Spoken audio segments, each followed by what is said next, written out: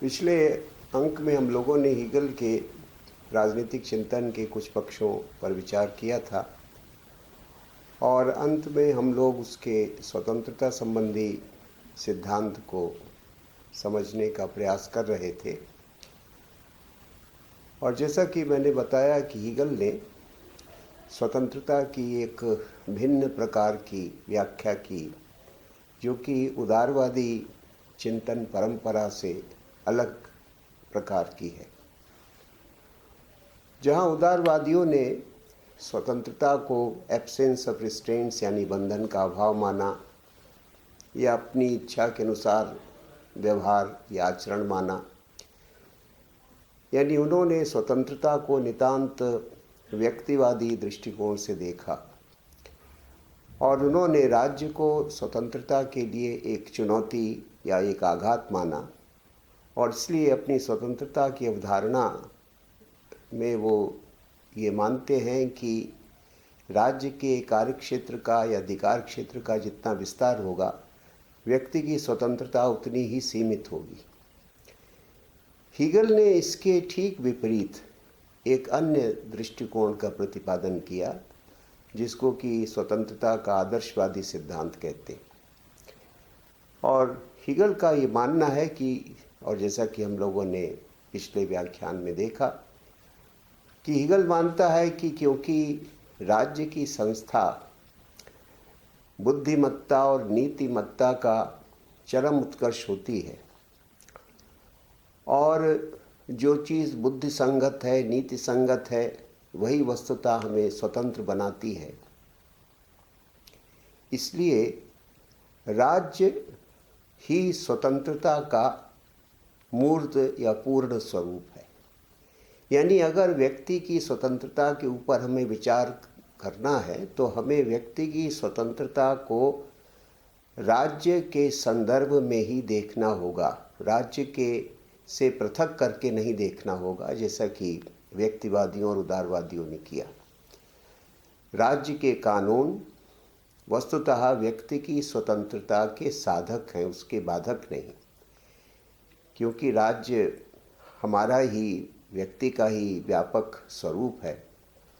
क्योंकि राज्य एक परम नीतिवान और परम बुद्धिमान संस्था है, यानी उसमें एथिक्स और रेशनलिटी दोनों का हाईएस्ट डेवलपमेंट होता है, और सच्ची स्वतंत्रता बुद्धि और नीति के अनुसार आचरण करने में होती है।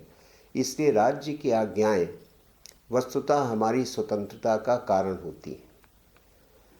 और जैसा कि मैंने बताया, इसी आधार पर वो कहता है कि nothing short of state is the actualisation of freedom, कि राज्य ही व्यक्ति की स्वतंत्रता का मूर्त स्वरूप होता है। दूसरे शब्दों में इसको उसने कहा कि freedom is the necessity transfigured, यानी जब हम राज्य के निर्देशों का पालन करते हैं तब वस्तुतः उससे हमारी स्वतंत्रता सीमित नहीं होती, बल्कि उससे हमारी स्वतंत्रता संभव होती है, हमारी स्वतंत्रता घटित होती है। इसलिए राज्य की आज्ञा पालन में ही व्यक्ति की स्वतंत्रता विद्यमान है। अब ये स्वतंत्रता का एक बिल्कुल भिन्न दृष्टिकोण है, कि जिसमें वो मानता है कि जब आप राज्य के निर्देशों के अनुसार काम करते हैं, राज्य के प्रिस्क्रिप्शंस के अनुसार सोचते हैं और काम करते हैं, तब वस्तुतः आपकी स्वतंत्रता का विस्तार होता है। इसी को कहते हैं कि freedom is the necessity transfigured.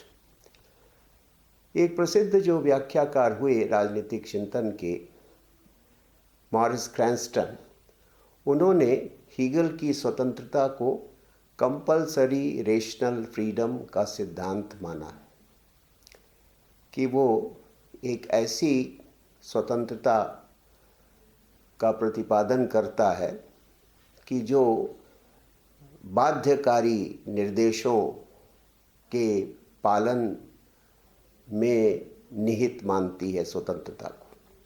Compulsory rational freedom, कि स्टेट के जो लॉज हैं, स्टेट के जो कमांड्स हैं, वो हमारी फ्रीडम को, हमारी रेशनल फ्रीडम को इन्हेंस करने का काम करते हैं, और इसलिए हमें उनका पालन करना ही चाहिए, इसलिए हमारे लिए वो एक प्रकार का कंपल्शन है, एक प्रकार की बाध्यता है। तो इसलिए उसने ये माना कि व्यक्ति की स्वतंत्रता और राज्य के विधि विरोधी नहीं बल्कि एक दूसरे के पूरक। लेकिन जैसा कि मैंने बताया कि यद्यपि आदर्शवादी परंपरा में इमैनुअल कैंट भी आता है, इमैनुअल कैंट से हीगल ने स्वतंत्रता को भिन्न दृष्टि से देखा। यानी जो हीगल ने कैंट की आलोचना की इस विषय में वो ये कि वो सब्जेक्टिव फ्रीडम का प्रतिपादन करता है, जबकि जो सच्ची स्वतंत्रता है वो ऑब्जेक्टिव होती है। यानी जो सच्ची स्वतंत्रता है वो सोशल एथिक्स पर यानी सिटलिकाइट पर आधारित होती है। यानी सच्ची स्वतंत्रता का स्रोत राज्य होता है जो कि सामाजिक नैतिकता का प्रतिनिधित्व करता है। जबकि इमैनुअल कैंट ये कहता है कि जब हम अपने अंतःकरण के निर्देशों का पालन करते हैं तब हम स्वतंत्र होते हैं। इमैनुअल कैंट ने स्वतंत्रता का स्रोत हमारे अंदर माना, व्यक्ति के अंदर माना, उसके कॉन्शियस में माना, उसके अंतःकरण में माना। हीगल की आपत्ति यह है कि अंतःकरण जो हमें निर्देश दे रहा है वो निर्देश उनकी जो जिसको वो कहता कंटेंट्स क्या है, इसको कैसे तय किया जाएगा।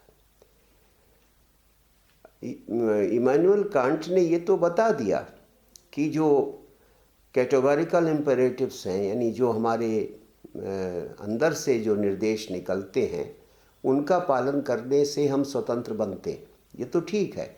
लेकिन जो हमारे अंदर से निर्देश निकलते हैं उनके कंटेंट्स क्या हैं, वे स्पष्ट रूप से क्या हमें मार्गदर्शन कर पाते हैं या हमें अस्पष्ट कुछ संकेत देते हैं, दिशा निर्देश देते हैं। तो इसलिए वो कहता है कि स्वतंत्रता की विषय वस्तु तो ऑब्जेक्टिवली तय की जानी चाहिए, न कि सब्जेक्टिवली।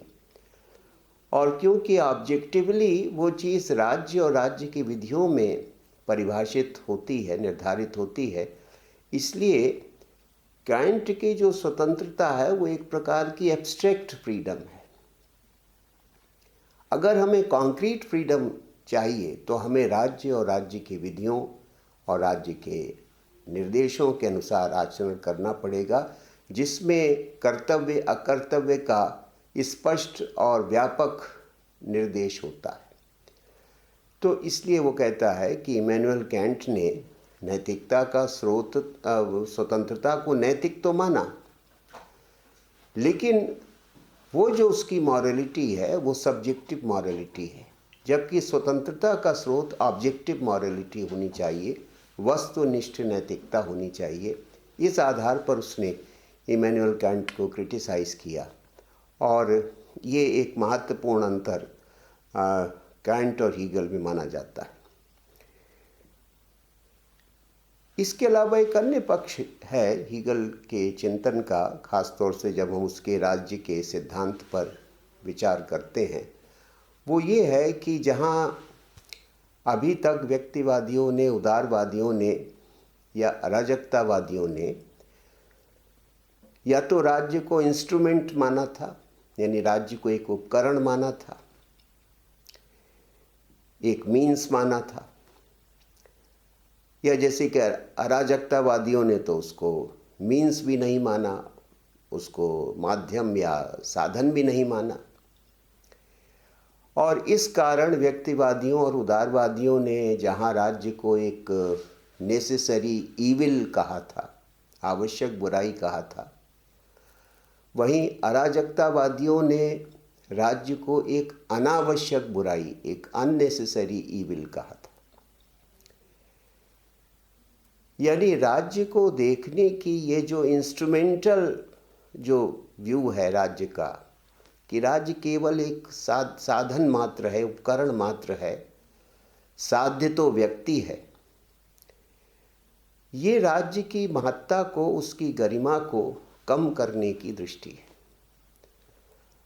और इसलिए व्यक्तिवादियों ने, उदारवादियों ने कहा कि भाई राज्य को व्यक्ति के जीवन में कम से कम हस्तक्षेप करना चाहिए, और अराजकतावादियों ने तो राज्य को समाप्त ही कर देने की वकालत की, स्टेट को एबॉलिश ही कर दिया कि इसकी तो कोई आवश्यकता ही नहीं है, बिना राज्य के भी मनुष्य अपना कल्याण या समाज का कल्याण हो सकता है।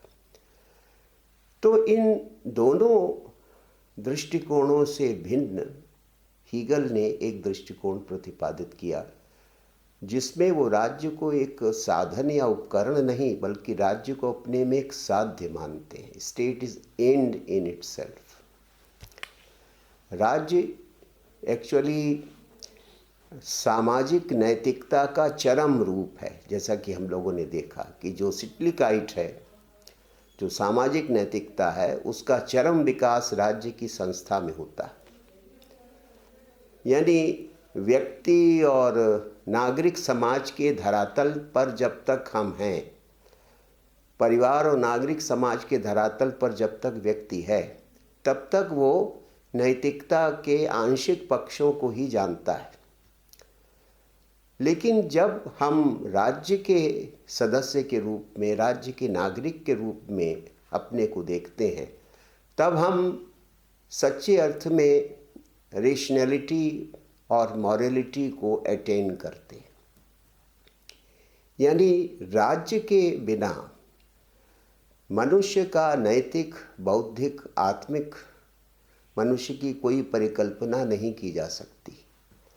तो जब राज्य इतना आवश्यक है हमारे जीवन के लिए, हमारे अस्तित्व के लिए, तो राज्य को तो साध्य मानना पड़ेगा, क्योंकि राज्य के बिना हम अपने किसी भी प्रकार के कल्याण की परिकल्पना नहीं कर सकते। राज्य से अलग करके ना तो जीवन है और ना सदजीवन है, जैसा कि अरस्तु ने बहुत पहले कहा। तो जब राज्य इतनी महत्वपूर्ण संस्था है कि वो जीवन का भी आधार है, सदजीवन का भी आधार है, मानवीय जीवन में जो कुछ भी श्रेष्ठ है उस सब का स्रोत जब राज्य है, तो राज्य को साधन मात्र कैसे माना जा सकता है, बल्कि राज्य को हमें साध्य मानना पड़ेगा। तो ये जो, और इसीलिए वो कहता है कि राज्य तो इतनी महती संस्था है, इतनी महत्वपूर्ण संस्था है कि नागरिकों को उसकी वंदना करनी चाहिए, है ना। जैसा कि उसने कहा कि fall down and worship it, कि राज्य के चरणों पर गिर जाओ और इसकी वंदना करो, इसकी उपासना करो। राज्य इतनी महत्वपूर्ण संस्था है।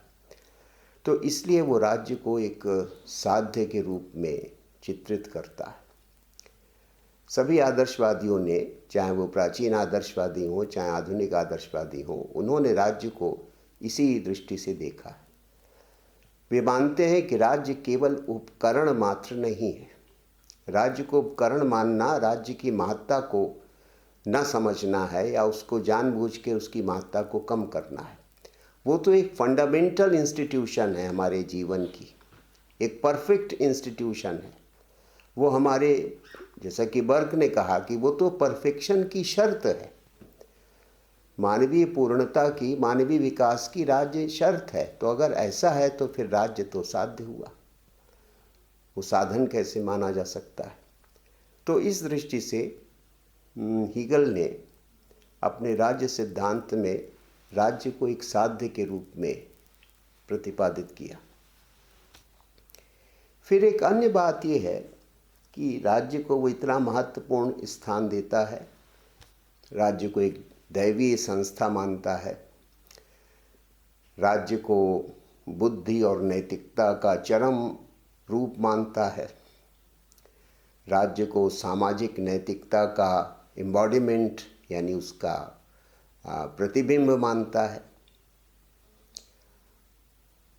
तो ये जो राज्य का उसने एक आइडिया हमारे सामने रखा, जो आइडिया ऑफ स्टेट या जो आइडियल ऑफ स्टेट जो हमारे सामने रखा, अगर हम व्यावहारिक जगत पर दृष्टि डालें तो जो हमारे आसपास के राज्य हैं, क्या वास्तव में वे इतने श्रेष्ठ या इतने परिपूर्ण होते हैं जैसा कि हीगल ने माना है। यानी जो जिस आइडिया या आइडियल ऑफ स्टेट को हीगल ने प्रस्तुत किया राज्य के विषय में, और जो एक्चुअल स्टेट्स हमें अपने आसपास दिखाई पड़ते हैं, उनमें तो बहुत बड़ा गैप है, उनमें तो बहुत बड़ा अंतर है। एक्चुअल स्टेट्स हम देखते हैं कि बहुत सारे अनैतिक कार्य भी करते हैं। एक्चुअल स्टेट्स हम देखते हैं कि उनके अंदर बहुत सारी बुराइयां भी होती हैं। वे बहुत प्रजा का अनेक तरीकों से शोषण भी करते हैं, प्रजा के प्रति अन्याय भी करते हैं। तो ये प्रश्न हीगल के सामने भी है कि जो जिस आइडिया ऑफ स्टेट को उसने हमारे सामने रखा और जो एक्चुअल स्टेट्स हैं, उनके बीच एक बहुत बड़ा भेद है, अंतर है, इसको वो स्वीकार करता है। इसकी अनदेखी नहीं की जा सकती। हम ये नहीं कह सकते हैं कि all the actual states embody the idea of state, कि जितने भी एक्चुअल स्टेट्स हैं वे सब आइडिया ऑफ स्टेट के प्रतिबिंब हैं। ये हम नहीं कह सकते, लेकिन ये हम ज़रूर कह सकते हैं कि जितने भी एक्चुअल स्टेट्स हैं उसमें किसी न किसी अंश में आइडिया ऑफ स्टेट विद्यमान है। राज्य का, सम्यक राज्य का, श्रेष्ठ राज्य का कुछ ना कुछ लक्षण तो हर राज्य में विद्यमान है। लेकिन हम ये नहीं कह सकते हैं कि जितने भी व्यावहारिक जगत में राज्य दिखाई पड़ते हैं उन्होंने ये सब परफेक्शन इतना अटेन कर लिया है, प्राप्त कर लिया है, जिसका निरूपण हीगल ने अपने राज्य की व्याख्या में किया। एक प्रकार से, लेकिन वो कहता है कि इसमें एक दूसरी बात निहित है, वो ये कि यद्यपि एक्चुअल स्टेट्स परफेक्शन से दूर हैं या शिटलिकाइट को पूरी तरह से एम्बॉडी नहीं करते अभी, लेकिन वो जो डायलेक्टिकल प्रोसेस है, जो द्वंद्वात्मक प्रक्रिया है, उस प्रक्रिया से वे उस दिशा में धीरे धीरे आगे बढ़ रहे हैं। अब वो कब उस स्थिति को प्राप्त करेंगे ये तो नहीं कहा जा सकता, लेकिन ये है कि जो एक्चुअल स्टेट्स है they are gradually advancing towards attaining the idea of state, चाहे आज उनमें ना हो। तो इसलिए यद्यपि एक्चुअल स्टेट्स और आइडिया ऑफ स्टेट में, आइडियल स्टेट में डिफरेंस होगा, ये वो मानता है, और इसलिए हर एक्चुअल स्टेट को हम आइडियल स्टेट नहीं कह सकते। हर एक्चुअल स्टेट के बारे में हम ये नहीं कह सकते हैं कि वो आइडिया ऑफ स्टेट को पूरी तरह से पर्सनिफाई कर रहा है। लेकिन फिर भी हमें ये मानना चाहिए कि किसी न किसी अंश में उनके अंदर राज्य का वो गुण या राज्य का वो तत्व होगा, और समय के साथ हो सकता है कि राज्य उस दिशा में आगे बढ़े, और अगर सब नहीं तो कोई एक आध राज्य उस स्थिति को प्राप्त करने का प्रयास करेगा, और हो सकता भविष्य में प्राप्त कर भी ले। जैसे कि उसने कहा भी कि जो जर्मन स्टेट है, यानी जो प्रशा का राज्य है, वो इस दिशा में बढ़ रहा है कि वो अंततः आइडिया ऑफ स्टेट को प्राप्त करेगा, ऐसी उसका क्लेम था, उसका दावा था। यद्यपि ये दावा समीक्षकों ने स्वीकार नहीं किया, लेकिन हीगल का ऐसा मानना था कि उस समय का जो प्रशन स्टेट था, जो प्रशा का राज्य था, वो इस दिशा में काफ़ी आगे बढ़ चुका है, और वो एक इस आइडिया ऑफ स्टेट का एम्बॉडीमेंट बन के उभरने वाला है, ऐसा उसका विचार था। अब जो अन्य पक्ष है वो ये कि राज्य की संस्था के तीन एस्पेक्ट्स के ऊपर उसने विचार किया। राज्यों के जो 3 पक्ष हैं, वो कहता है कि एक तो व्यवस्थापिका होती है, दूसरा जो पक्ष है जिसको वो कार्यपालिका कहता है, और तीसरे पक्ष को वो मोनार्क यानी राजा कहता है। एक तरह से उसने राज्य के अंगों को इस तरीके से हमारे सामने प्रस्तुत किया। आजकल हम लोग जब स्टेट के, राज्य के विभिन्न 3 पक्षों का अध्ययन करते हैं तो हम व्यवस्थापिका, कार्यपालिका और न्यायपालिका के रूप में उनका अध्ययन करते। हीगल ने इस प्रकार के वर्गीकरण को स्वीकार नहीं किया। हीगल ने व्यवस्थापिका को राज्य का एक अंग, एक पक्ष माना। व्यवस्थापिका और न्यायपालिका को एक ही में शामिल करके उसको राज्य का दूसरा पक्ष या अंग माना, और तीसरा अंग या पक्ष उसने राजा को, मोनार्क को माना। ये उसका जो शासन का एक प्रकार से जो सिद्धांत है वो इस प्रकार का। अब जो तीनों ये पक्ष हैं या जो अंग हैं राज्य के, इसके बारे में वो कहता है कि इसमें एक जो महत्वपूर्ण पहला जो पक्ष है वो है व्यवस्थापिका या लेजिस्लेचर। वो कहता है कि लेजिस्लेचर जो होती है उसकी बड़ी महत्वपूर्ण भूमिका होती है, क्योंकि वो विधि निर्माण करती है, लॉ मेकिंग का काम करती है। लेकिन लॉ उसके लिए, हीगल के लिए लॉ का मतलब ये नहीं है कि लॉ को उसने कभी विल के रूप में, इच्छा के रूप में नहीं देखा, कि संसद की इच्छा को विधि नहीं उसने माना, या किसी सम्राट की इच्छा को उसने विधि नहीं माना, जैसा कि हॉब्स ने या जॉन ऑस्टिन वगैरह ने कानून का जो दृष्टिकोण रखा उसमें लॉ एज विल के रूप में हमारे सामने प्रस्तुत किया कि जो लॉ होता है वो विल होती है। किसकी विल? लेजिस्लेचर की या किसी किंग की। ये दृष्टिकोण रोमन पीरियड में भी था, प्राचीन काल में। हीगल इस दृष्टिकोण को नहीं मानता। वो लॉ को, लॉ एज हिस्ट्री की जो विधि होती है वो किसी भी देश की संस्कृति की उपज होती है। इसको कहते हैं हिस्टोरिकल स्कूल ऑफ लॉ। इसका वो मानने वाला। वो जो एनालिटिकल स्कूल है लॉ का, जिसके प्रतिपादक जॉन ऑस्टिन हुए या हॉब्स हुए या बेंथम हुए, उसको वो नहीं मानता। बल्कि वो सेविग्नी नाम के जो एक बड़े विधि शास्त्री हुए, उनकी तरह वो हिस्टोरिकल स्कूल ऑफ लॉ का प्रतिपादक। लॉ जो है वो विल या कमांड नहीं है। लॉ जो है वो हिस्ट्री का, कल्चर का इमेनेशन है, उसका प्रगटीकरण है। किसी देश की विधियों में उस देश के रीति रिवाज, उस देश की परंपराएं, उस देश की संस्कृति, उस देश की मान्यताएं, उस देश के लोगों का स्वभाव, उनके आदर्श, इन सब का प्रगटीकरण होता है।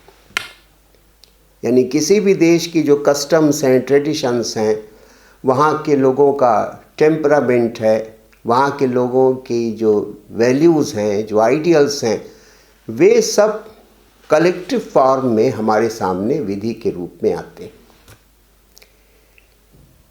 तो इस आधार पर उसने लॉ को इतिहास की उपज माना। किसी संसद या किसी संप्रभु की इच्छा का परिणाम नहीं माना, बल्कि जो विधि है वो इतिहास की उपज है, लंबे विकास क्रम का परिणाम होता है।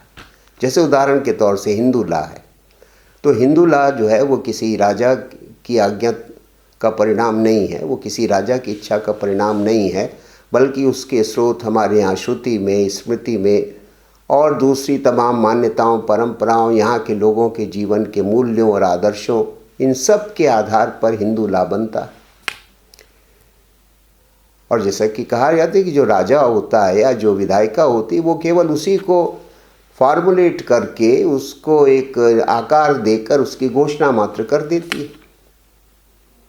तो ये जो हिस्टोरिकल स्कूल ऑफ लॉ है, हीगल इसका प्रतिपादक, सेविग्नी की तरह, कि जो लॉ है वो लोगों, जनता की वोल्क जीस्ट, जिसके लिए एक जर्मन शब्द का प्रयोग करता है, spirit of the people. Law का स्रोत स्पिरिट ऑफ द पीपल होता है, यानी जनता की परंपराएं, मान्यताएं, उनके जीवन के मूल्य, उनके जीवन के आदर्श, ये लॉ के सोर्सेज होते हैं। लॉ कोई कमांड या कोई विल नहीं है किसी एक या कुछ व्यक्तियों की या किसी असेंबली की। तो इसलिए उसने हिस्ट्री और the tradition as the source of law, Edmund Burke की तरह हीगल भी ऐसा मानता। और वो ऑस्टिन या हॉब्स या बेंथम, जो कि एनालिटिकल स्कूल के प्रतिपादक माने जाते हैं, उनकी तरह वो लॉ को कमांड या विल नहीं मानता, चाहे वो कमांड किसी व्यक्ति का हो या किसी असेंबली का हो, ऐसा वो नहीं मानता। अब इसके बाद फिर दूसरा जो पक्ष है या राज्य का जो दूसरा अंग है वो है गवर्नमेंट का, जो जिसको कहते हैं एडमिनिस्ट्रेशन। और इस एडमिनिस्ट्रेशन के अंदर जुडिशियल एडमिनिस्ट्रेशन भी आता है, सिविल और जुडिशियल दोनों प्रकार के एडमिनिस्ट्रेशन, दोनों प्रकार के प्रशासन को मिलाकर वो राज्य के एक दूसरे अंग को बताता है, कार्यपालिका या एग्जीक्यूटिव, जिसका काम क्या होता है। हीगल की जो अपनी डायलेक्टिकल एवोल्यूशन वाली जो मान्यता है वो यहाँ पर भी दिखाई पड़ती है कि जो किसी भी देश की जो व्यवस्थापिका होती है वो तो यूनिवर्सल विल को रिप्रेजेंट करती है, और उस यूनिवर्सल विल को अप्लाई करना, इम्प्लीमेंट करना, ये एग्जीक्यूटिव का काम होता है। पर्टिकुलर, यूनिवर्सल का अपोजिट पर्टिकुलर। तो जो एग्जीक्यूटिव है वो उस यूनिवर्सल विल को पर्टिकुलर केसेस में अप्लाई करती है, उसके आधार पर देश का और न्याय का शासन प्रशासन चलाती है। उन विधियों के आधार पर जो कि जनता की आवाज़ को प्रकट करती हैं, उन विधियों के आधार पर देश का शासन प्रशासन संचालित करना, विभिन्न मामलों में उसके आधार पर काम करना, ये काम एग्जीक्यूटिव का होता है। तो एग्जीक्यूटिव के अंदर उन्होंने सिविल एडमिनिस्ट्रेशन को भी शामिल किया है और जुडिशियल एडमिनिस्ट्रेशन को भी शामिल किया, दोनों पक्षों को शामिल किया है। ये शासन का दूसरा पक्ष है या दूसरा अंग है। और तीसरे अंग के रूप में वो मोनार्क यानी राजा को स्वीकार करता है, जो कि राष्ट्र की एकता को पर्सोनिफाई करता है, राज्य की एकता को प्रकट करता है। ये जो दोनों अंग हैं, ये जो दोनों पक्ष हैं, उन दोनों पक्षों को एकीकृत करके देश को एकता, यूनिटी और इंटीग्रिटी देना, ये राजा का काम होता है, मोनार्क का काम होता है। तो मोनार्क जो है वो एक प्रकार से संपूर्ण राज्य को और शासन को एक सूत्र में बांधने का कार्य करता है, और इस मोनार्क के पास संप्रभुता होनी चाहिए, ऐसा हीगल का विचार है कि जो सॉवरेंटी है वो इस मोनार्क में निहित है, ऐसा उसका विचार है। और वो जो मोनार्क है वो शासन के दोनों अंगों में सामंजस्य, संतुलन बनाते हुए देश को और राज्य को दिशा देने का कार्य करता है। उसके अपने जो लक्ष्य हैं, उसके जो अपने मूल्य हैं, उनको प्राप्त करने की प्रेरणा देता है। तो ये काम मोनार्क का होता है। तो एक तरह से जो मोनार्क है वो पूरी व्यवस्था का संतुलन चक्र है, एक बैलेंस व्हील है पूरी व्यवस्था का। यहाँ पर यह भी उल्लेख करना बहुत आवश्यक है कि हीगल संवैधानिक शासन का बहुत बड़ा पक्षधर है। मोनार्की तो है, मोनार्की के सिस्टम का तो वो पक्षधर है, लेकिन ये कौन सी मोनार्की है? कॉन्स्टिट्यूशनल मोनार्की, संवैधानिक राजतंत्र। ये कोई हॉब्स की लेवायथन वाली धारणा का वो पक्षधर नहीं है कि राजा जो चाहे कर सकता है, बल्कि वो मानता है कि जो मोनार्क है वो देश की आत्मा का, देश के आदर्शों का, देश के मूल्यों का प्रतिबिंब होता है, और उनको आगे बढ़ाने का काम, और राज्य का जो अंतिम लक्ष्य है पूर्ण प्रगटीकरण रीज़न का और एथिक्स का, उस दिशा में राज्य को ले जाने का काम मोनार्क का होता है। तो इसलिए ऐसा तभी संभव है जबकि वो कॉन्स्टिट्यूशनल होगा, संवैधानिक राजतंत्र का वो पक्षधर है। दूसरी बात वो इसी संदर्भ में कहता है कि संविधान किसे कहेंगे। जाहिर है किसी भी देश का शासन संचालन करने के लिए संविधान की आवश्यकता है। यहाँ पर वो इंग्लैंड से बहुत प्रभावित है, इंग्लैंड की संवैधानिक व्यवस्था से, जो कि उनके अपने ऐतिहासिक विकास का परिणाम थी। वो ये कहता है कि संविधान कभी इधर उधर से उधार लेके आरोपित करके नहीं बनाए जाते हैं या नहीं बनाए जाने चाहिए। जैसा कि वो कहता है कि जो कॉन्स्टिट्यूशंस हैं वो कोई आर्टिफिशियल स्ट्रक्चर्स नहीं होने चाहिए कि कहीं बाहर से आपने देख के या कॉपी करके अपने संविधान को बना लिया और उसके आधार पर देश को आप चला रहे हैं, बल्कि संविधान जो हैं वो देश की आत्मा के प्रतिबिंब होने चाहिए। यानी जो वोल्ग जीस्ट है उसका मैनिफेस्टेशन संविधान में होना चाहिए। वोल्ग जीस्ट का मतलब है कि देश की आत्मा की आवाज़ संविधान में होनी चाहिए। संविधान और संवैधानिक संस्थाएं देश की आत्मा का प्रतिनिधित्व करती हों, देश की आत्मा को अभिव्यक्ति देती हों, उसका उन्नयन करती हों, वो संविधान होना चाहिए। आज के संदर्भ में हीगल की ये मान्यता बड़ी महत्वपूर्ण है कि जब हम संविधान के ऊपर इतनी बहसें कर रहे हैं तो हीगल ये कहता है कि जो कॉन्स्टिट्यूशन है वो वोल्ग जीस्ट ऑफ द नेशन या वोल्ग जीस्ट ऑफ द पीपल का प्रतिनिधित्व करता है और करना चाहिए। अगर ऐसा नहीं है तो जो आर्टिफिशियल तरीके से इधर उधर से अगर आपने स्ट्रक्चर्स या इंस्टीट्यूशंस को बारो कर लिया है तो उससे आपके राष्ट्र का या आपके राज्य का कल्याण होने वाला नहीं है, ऐसा उसका मानना है।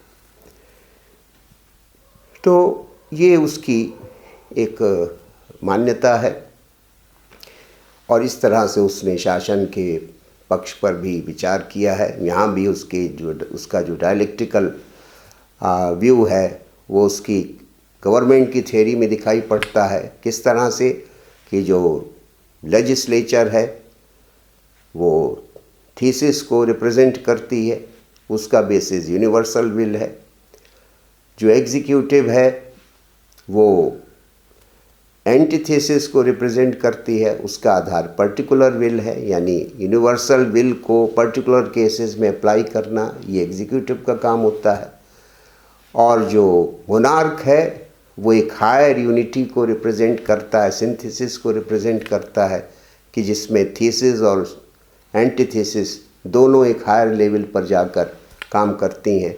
तो ये अगर आप उसकी शासन सिद्धांत को भी द्वंद्वात्मक पद्धति से देखना चाहें तो हीगल ने इसका इस तरह से विश्लेषण किया है कि इसका एक डायलेक्टिकल एक्सप्लेनेशन भी है।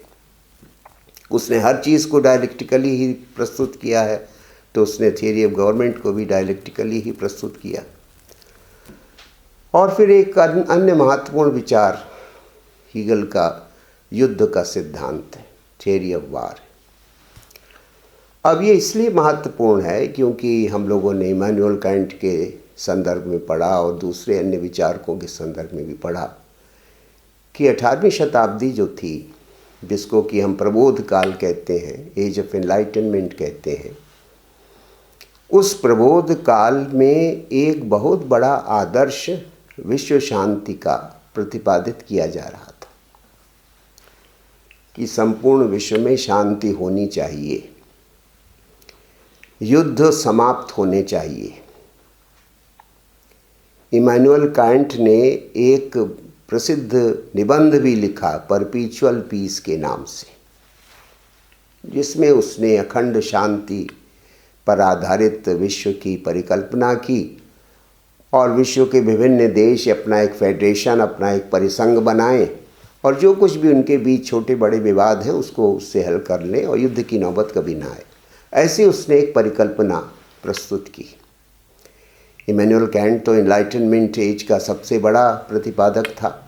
तो जो एनलाइटनमेंट एज ऑफ एनलाइटनमेंट का जो एक लक्ष्य था उसका प्रतिपादन इमैनुअल कैंट ने अपने उस प्रसिद्ध निबंध परपीचुअल पीस में किया था।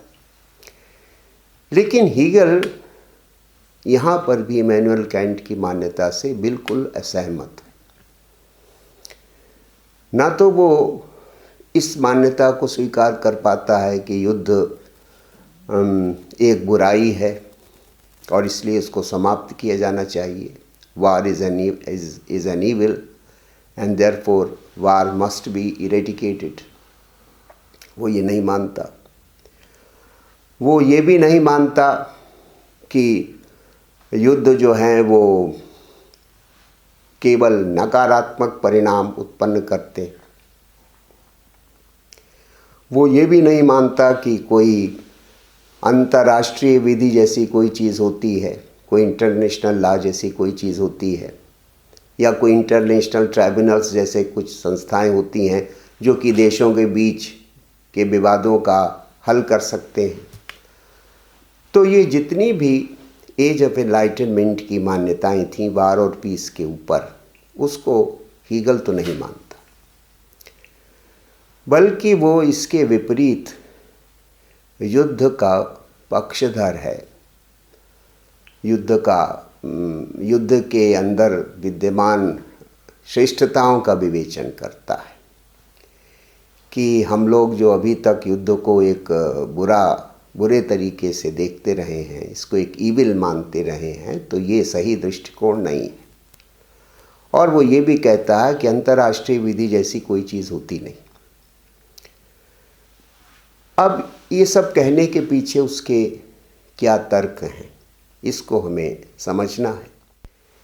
वो ये कहता है कि जैसे एक व्यक्ति के जीवन में का जो सत्य है, वही राज्य के जीवन का भी सत्य है। कि जैसे हमारे आसपास हमारे जैसे बहुत सारे लोग रहते हैं, बहुत सारे परिवार रहते हैं, और उनके साथ हमारे अगर अच्छे रिश्ते होते हैं तो कभी कभी रिश्ते बिगड़ भी जाते हैं, और समाज में लड़ाई झगड़े भी कभी होते ही हैं।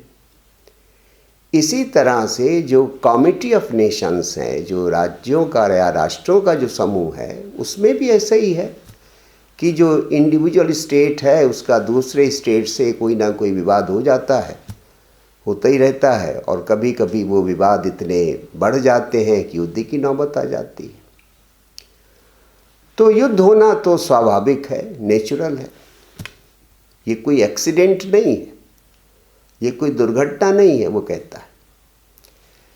बल्कि युद्ध होना नेचुरल है, क्योंकि बहुत सारे राज्य हैं और बहुत सारे राज्य अपने अपने तरीके से सोचते हैं, काम करते हैं, उनकी अपनी अपनी महत्वाकांक्षाएं होती हैं, और उनके कारण उनके बीच मतभेद भी होते हैं, विवाद भी होते हैं, और वे मतभेद कभी कभी युद्ध का रूप भी ले लेते हैं, तो उनमें टकराव भी होता है।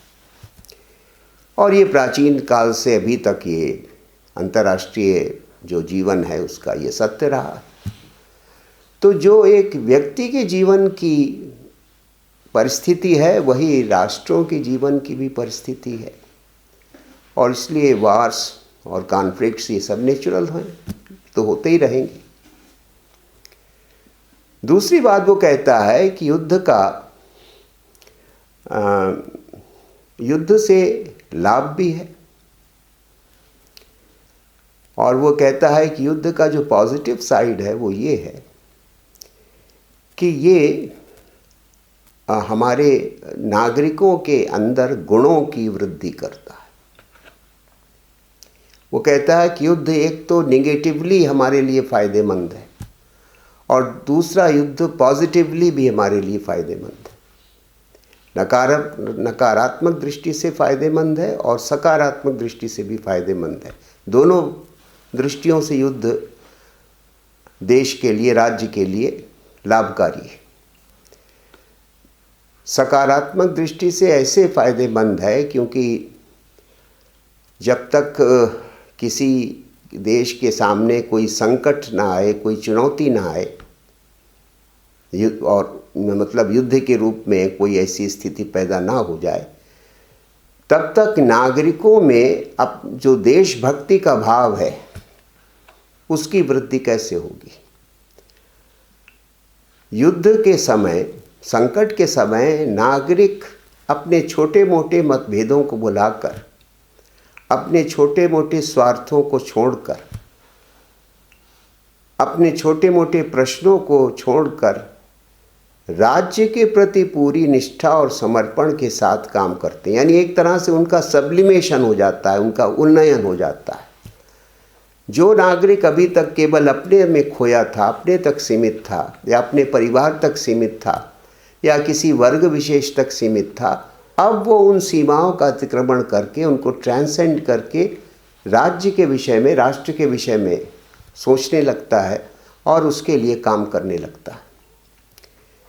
तो ये जो देशभक्ति का भाव है, जो कि युद्ध काल में प्रबल रूप से उत्पन्न होता है, वो जो भाव है वो नागरिकों के चरित्र का उन्नयन करने वाला है, कि नागरिकों के अंदर वीरता का, साहस का, समर्पण का, बलिदान के ये सारे गुण उत्पन्न करता है। तो अगर युद्ध ना हो तो ये इतने महत्वपूर्ण गुण कैसे उत्पन्न होंगे।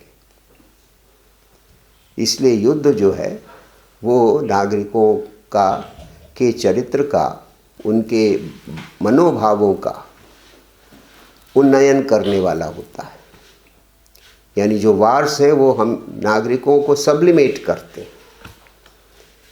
वो जितने संकुचित दायरे में जीवन जी रहे होते हैं तो उस दायरे से वो बाहर निकल के राष्ट्र और राज्य के संदर्भ में विचार करते हैं और कार्य करते हैं। तो एक तो ये है, यानी वो जो आलस आ जाता है शांति के कारण, कि लंबे समय तक, वो कहता है परपेचुअल पीस में क्या होगा, पर जैसे कि इमैनुअल कैंट का एक प्रकार से उपहास करते हुए कि परपेचुअल पीस में क्या होगा, कि जैसे अगर समुद्र में ज्वार भाटे ना आए तो समुद्र का पानी सड़ जाएगा, है ना।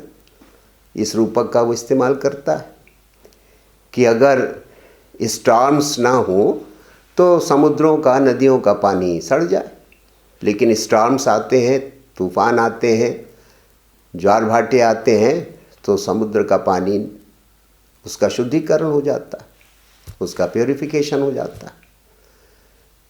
तो वही काम युद्ध भी करते हैं, कि युद्ध जो है वो हमें प्योरीफाई करते हैं, सब्लिमेट करते हैं। हमारे अंदर जो शांति, बराबर जो शांति बनी हुई, उसके कारण जो आलस, प्रमाद या अपने छोटे छोटे स्वार्थों के लिए ही सोचने की जो प्रवृत्तियां आ जाती हैं, उन प्रवृत्तियों से हमको ऊपर उठाने का, उन प्रवृत्तियों से हमको बाहर निकालने का काम करते हैं। तो ये तो युद्ध का एक सकारात्मक पक्ष है कि नागरिकों में सद्गुणों का विकास करने में युद्धों की महत्वपूर्ण भूमिका होती है। ये तो उसका एक एथिकल पक्ष है, उसका एक नैतिक पक्ष है युद्ध का। दूसरा वो कहता है कि युद्ध हमें संसार की नश्वरता का भी ज्ञान कराते। ये उसका नेगेटिवली एक अच्छा पक्ष है कि जब युद्ध होते हैं और सब चीज़ें जो हम देखते हैं वो सब नष्ट होती हुई दिखाई पड़ती हैं, तो हमें संसार की जो नश्वरता है, क्षणभंगुरता है, कि संसार में सब कुछ नश्वर है और इसलिए ज़्यादा इन सब चीज़ों का मोह नहीं होना चाहिए, ज़्यादा इन सब चीज़ों से अटैचमेंट्स नहीं होने चाहिए।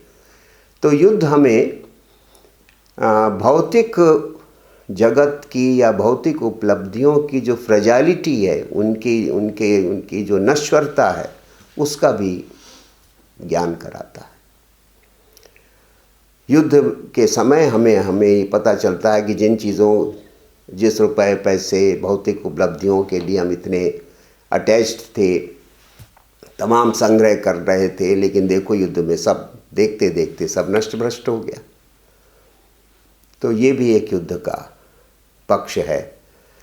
इस अर्थ में भी युद्ध जो है उसका एक एथिकल सिग्निफिकेंस है, उसका एक नैतिक महत्व है। तो इस दृष्टि से युद्ध का वो समर्थन करता है। और वो कहता है कि ईश्वर के विधान में जो उसका सिद्धांत है कि रेशनल इज़ रियल, कि संसार में जो कुछ भी है वो सब रेशनल है, वो सब कुछ तर्क संगत है, बुद्धि संगत है, नीति संगत है। तो अगर युद्ध होते हैं तो हमें जानना चाहिए कि उसके पीछे भी कोई पर्पस है विश्वात्मा का। ये कोई हमारी इच्छा या हमारे मन की चीज़ नहीं है, विश्वात्मा का एक डिवाइन प्लान है। उसके अनुसार संपूर्ण संसार और उनकी राजनीति चल रही है। उस डिवाइन प्लान में वार का भी एक स्थान है। तो अब अगर विश्वात्मा के विधान का वो अंग है तो हम उसको बुरा भला कैसे कह सकते हैं? कि जैसे तूफान आना ये एक प्राकृतिक विधान है। अब उसमें ठीक है, हमारा नुकसान हो गया तो हम उसको बुरा भला कहेंगे, लेकिन अगर तूफान ना आए तो कितना दूसरे प्रकार से कितना नुकसान होगा। तो इसलिए जो चीज़ विश्वात्मा के विधान के अंतर्गत घटित हो रही है उसका कोई ना कोई एथिकल इम्पॉर्टेंस उसकी है, कहीं ना कहीं उसकी कोई महत्ता है, आवश्यकता है, तभी तो वो घटित हो रही है।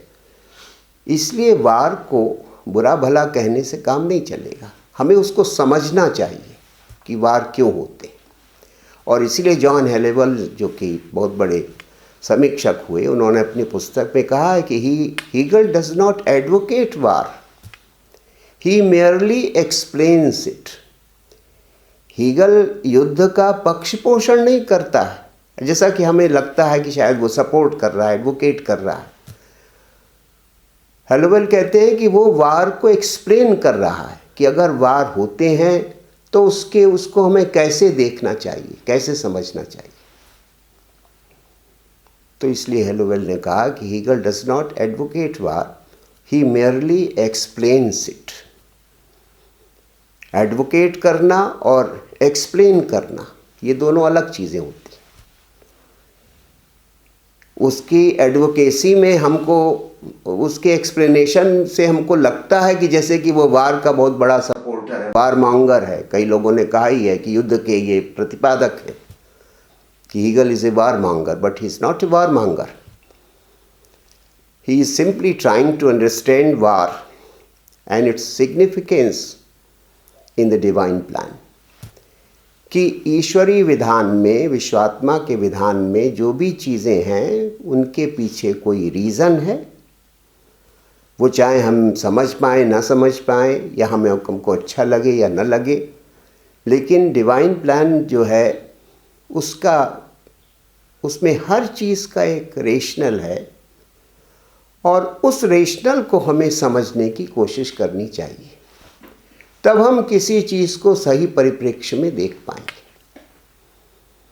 इसलिए वार के सपोर्ट करने या अपोज करने का प्रश्न नहीं है, वार को अंडरस्टैंड करने की ज़रूरत है कि why do the wars happen. कि शांति की इतनी बात हज़ारों साल से होती रही है, लेकिन फिर भी शांति नहीं आने पाती, वो युद्ध होते ही रहते। प्राचीन काल से लेकर आज तक युद्ध को कितना भी हम लोगों ने बुरा भला कहा हो, लेकिन युद्ध तो होते ही रहते। इसका मतलब है कि हमें युद्ध को समझने की कोशिश करनी चाहिए कि क्यों होते। तो इसी तरह उसने कहा कि भाई लॉ तो जो है वो उसके पीछे कोई अथॉरिटी होती है तब वो लॉ होता है।